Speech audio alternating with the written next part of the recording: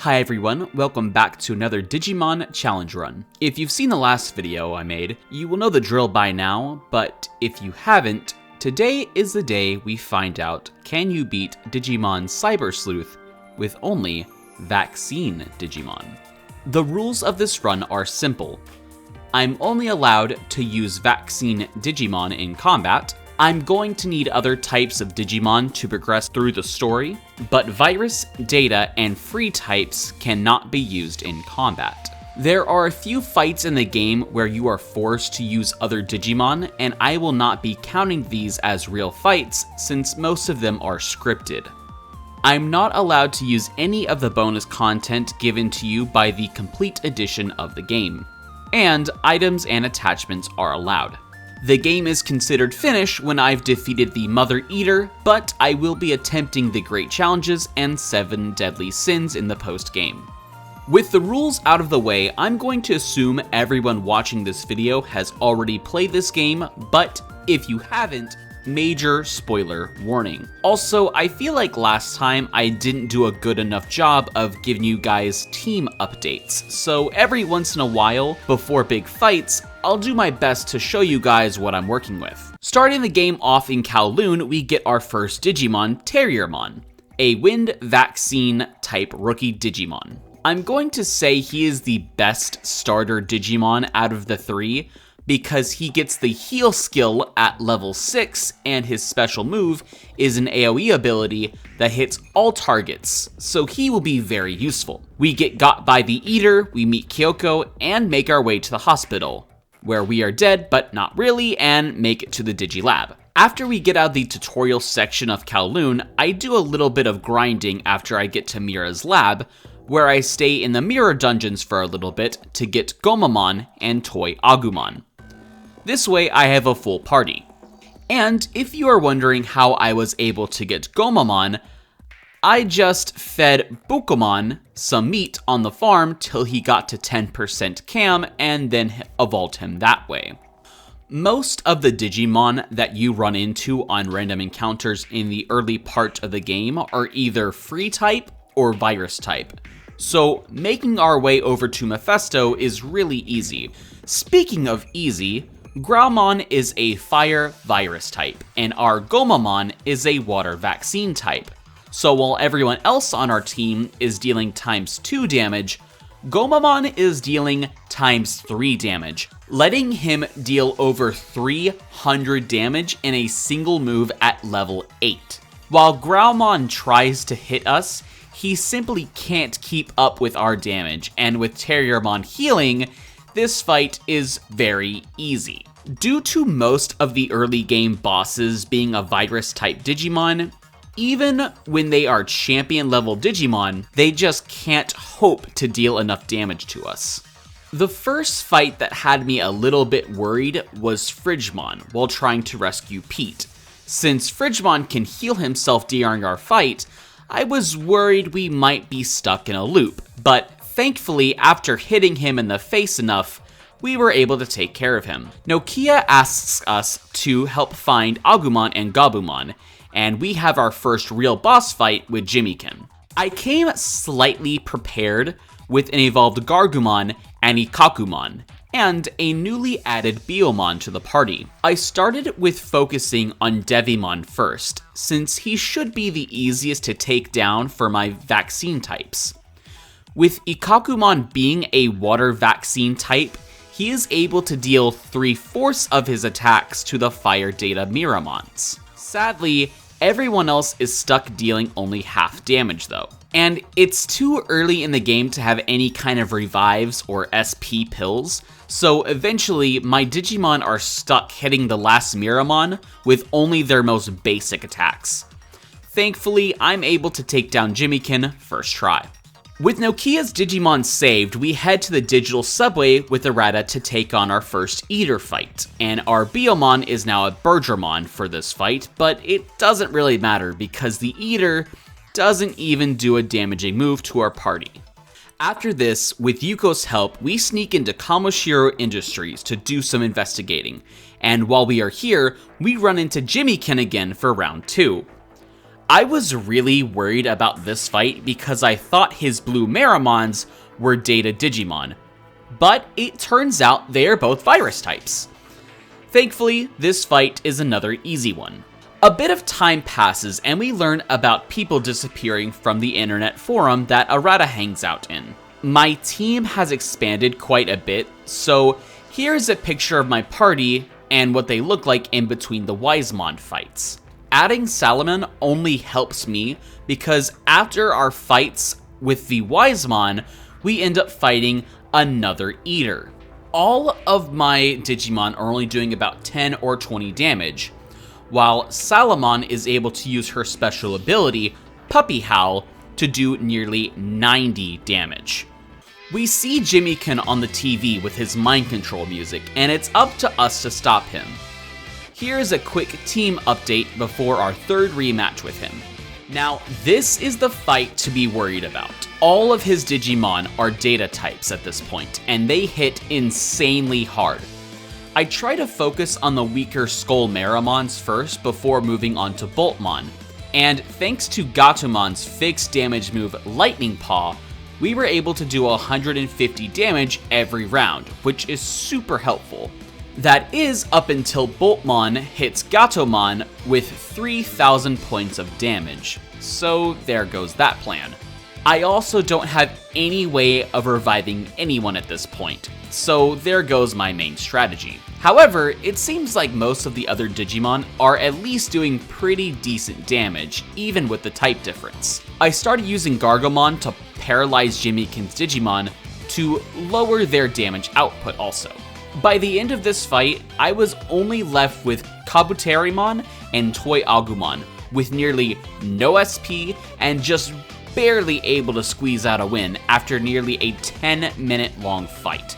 After this, we meet up with Arata and Asakusa to take down the newly formed humanoid Eater. This one definitely feels tougher than the other Eaters we have fought before, and the only time it feels like we are doing good damage to this thing is whenever Gatomon is attacking. And even though this guy is supposed to hit really hard with his texture blow ability, he misses almost every time, pretty much just handing us the fight. Right after this, we follow around Nokia while she is doing some recruiting for her tamer group, and we run into the bully who has the Black War Greymon and the Black Metal Garurumon. Thankfully this time, we aren't just hiding behind Nokia, as we are actually able to hit him this time. It's not long after this that Yugo calls to retake Under Zero, and Arata tells us we need to stop him.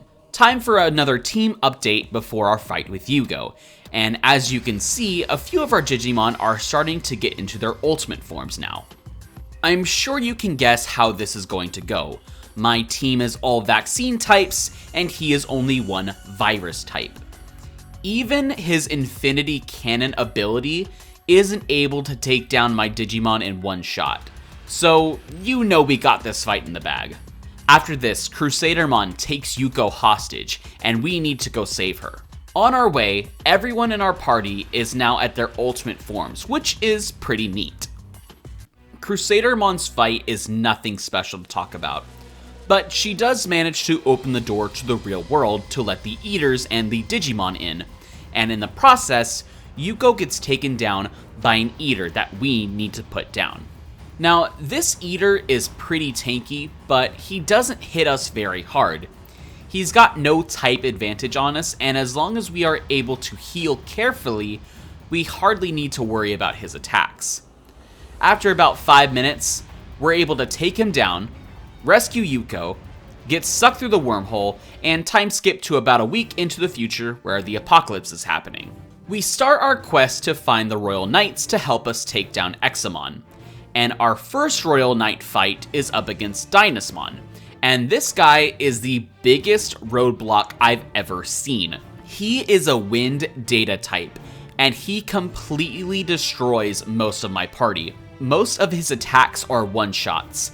If he takes down my first group of Digimon, he just steamrolls the rest. So I'm going to need to come back to this guy in a bit. I decided to go help Hakamon with his fight with Banco Leomon, and I expected this fight to be easier, But he did something really funny where he killed most of my party until I only had my Mega Kabuterimon up. I expected him to take him down really quickly, but he just didn't. He left him up for several minutes. Finally, he decided to take down my Digimon, but I had more coming right behind him, securing me the fight. After this, I decided to go back to my fight with Dynasmon, but I did even worse than the first time. This time he just mows down all of my Digimon one after the other with his Gale Storms and his Worm's Breath attacks. Looks like I'm gonna need to grind a little bit before I even stand a chance. Okay, most of my party is now at least level 60. Let's see how well this goes.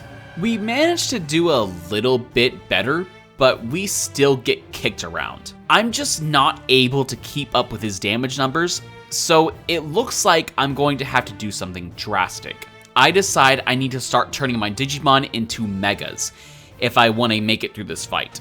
Here's another team update after about an hour of grinding. I decide to lead with a couple of weak Digimon first, so that way they can take the first major attack from Dynasmon. What finally secured me the fight was after 2 hours of attempts, Dynasmon uses his Meteor Fall attack, dealing damage to himself, wiping out himself in the process in the most comical way I could think of. After this is our fight with Barbamon to get All-Force Veedramon. However, this fight is a complete pushover compared to what we just went through. Thanks to having both Magna Angimon and Magnadramon, we just pelt him with Holy Light attacks, dealing almost 1,000 damage every round. With All-Force Veedramon, we take the fight to Kintarusmon, and of course he is fast, but thankfully he doesn't hit us hard enough to make me worry. As long as I was healing enough after each big attack, I didn't need to worry too much. Once we finish up with him, it's time to take our fight to Examon. He is pretty tough, but that was to be expected the first time you fight him. Examon flies away, Gallantmon gets eaten by Errata. Oh, right, I forgot to mention, Errata is now an Eldritch Horror from beyond mortal comprehension. No big deal. Yuko and Suedo tell us we need to sneak into Kowloon to stop the digital feed that Examon is using to increase his power. But the feed is being guarded by Craniamon.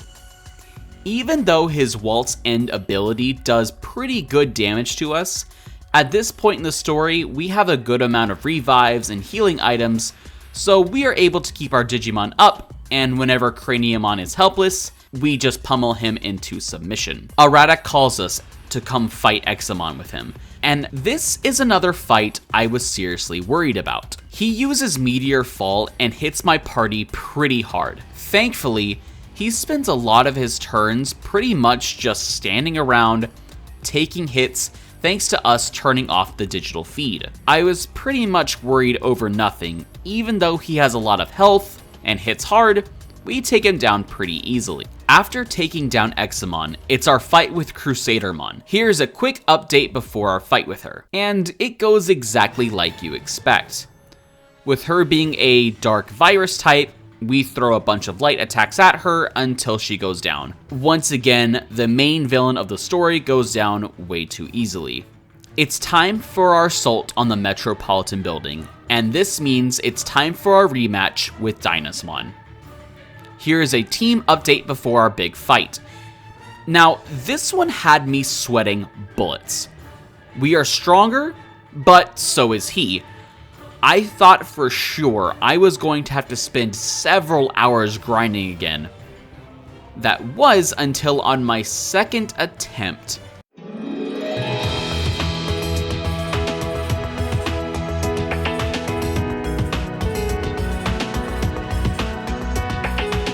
That's right, he does the exact same thing again. I could not believe it. Next up is our fight with the being known as Errata, and this fight is long, but not that hard. Whenever Errata attacks, he is able to heal himself, but thanks to Angie Womon and Magna Angimon, they are both able to heal and keep damage on him. He doesn't even do enough damage to cause us to swap out. It's that easy. We are finally onto our fight with Leopardmon, and even though he has a type advantage on us, he is surprisingly easy. He just doesn't do enough damage against our other Digimon, and once again, not even doing enough damage to cause us to swap out. With him defeated, it's finally time to take on the Mother Eater in the digital world. Here's our team update before the final boss fight.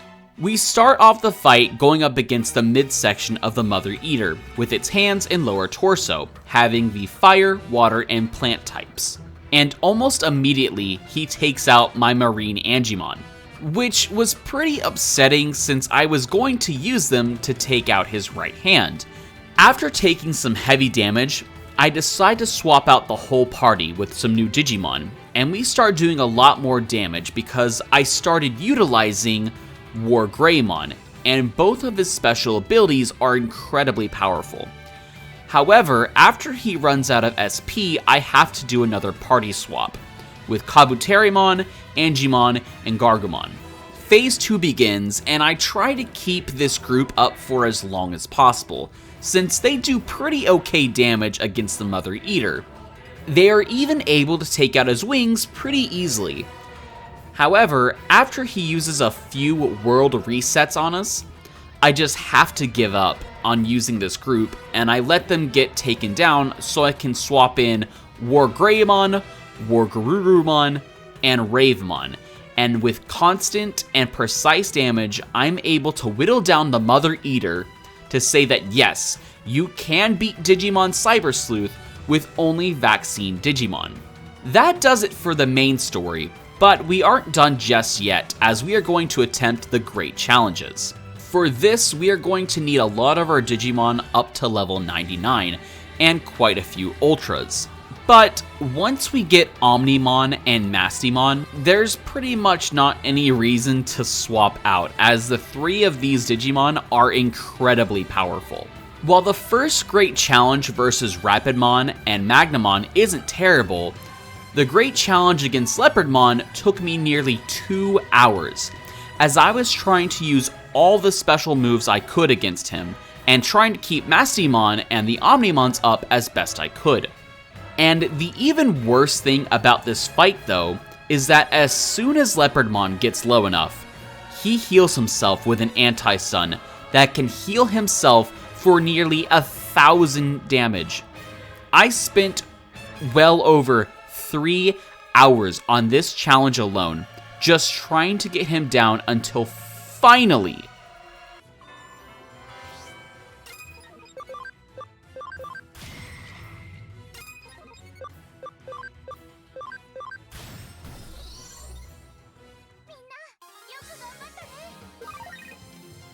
this was probably the hardest fight I've had in this entire game. Next up is our fight with Craniamon and Kentarosmon, and they are pushovers.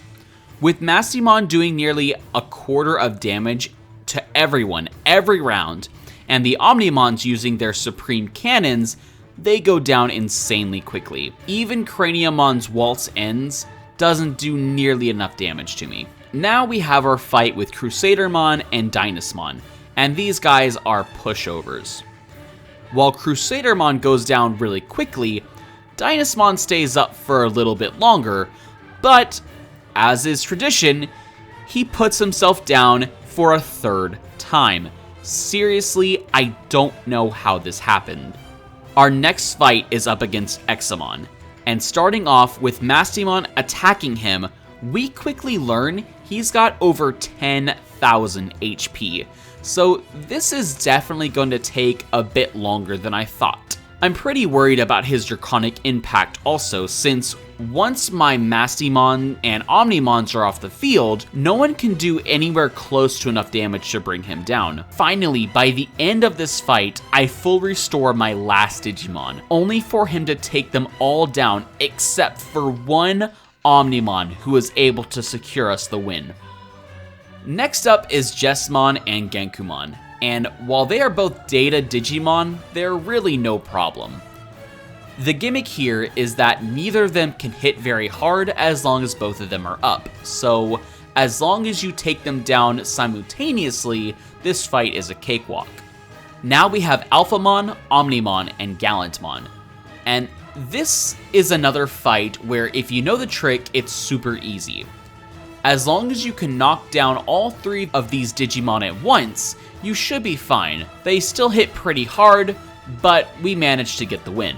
Now we are on to the last great challenge, and Imperial Dramon is pretty tough. He does a lot of damage, but the fight doesn't really begin until you take down 2 of them, and then there's only 1 left. And he attacks with his Omni Sword ability, and this will one-shot everyone on your party no matter what.